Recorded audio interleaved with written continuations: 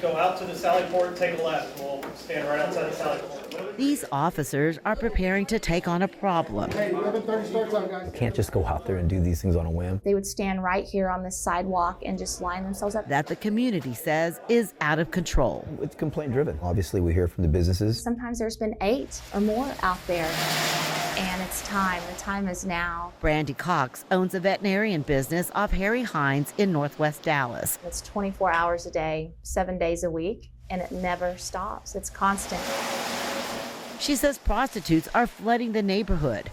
She shared some videos with us showing prostitutes in her parking lot, at times wearing very little clothing, almost naked. It's embarrassing for us as business owners. It's not just that, but it's a safety issue for us. And we're concerned about these girls. They're getting younger and younger. You know, there's a lot of violence toward them as well. She says business owners have attempted to get rid of the prostitutes on their own, but that has proven dangerous. We had a business owner last May have a gun put in his face when he asked 2 prostitutes to get off his property. Is he talking to her? Yeah. Dallas police heard the complaints from the community, so the Vice Unit began operations this week. We understand it's an issue.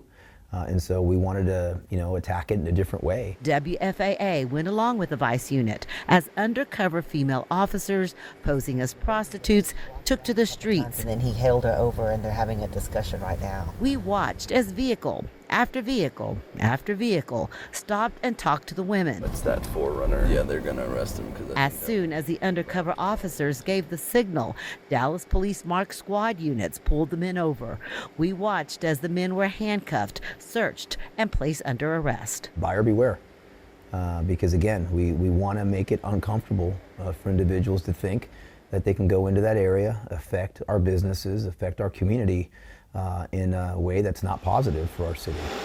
Dallas police say during this operation, they arrested 30 men, confiscated 4 handguns, 2 vehicles, drugs, and $70,000 in cash. We certainly want to send a message to these individuals that are looking for this. Obviously, when some of these individuals bring guns to the equation, they're not safe individuals to deal with. Obviously, we know that a lot of the women are being trafficked. They're being victimized as well. Let's follow. I bet he's going to get pulled over. Yep. Business owners say they welcome the operation, saying it's a start. We need our officers out here. Otherwise, we would be absolutely drowning in chaos. When we don't have them here, it is very palpable. There's no way to describe that unless you see it in person. In Dallas, It's just become such an overwhelming problem.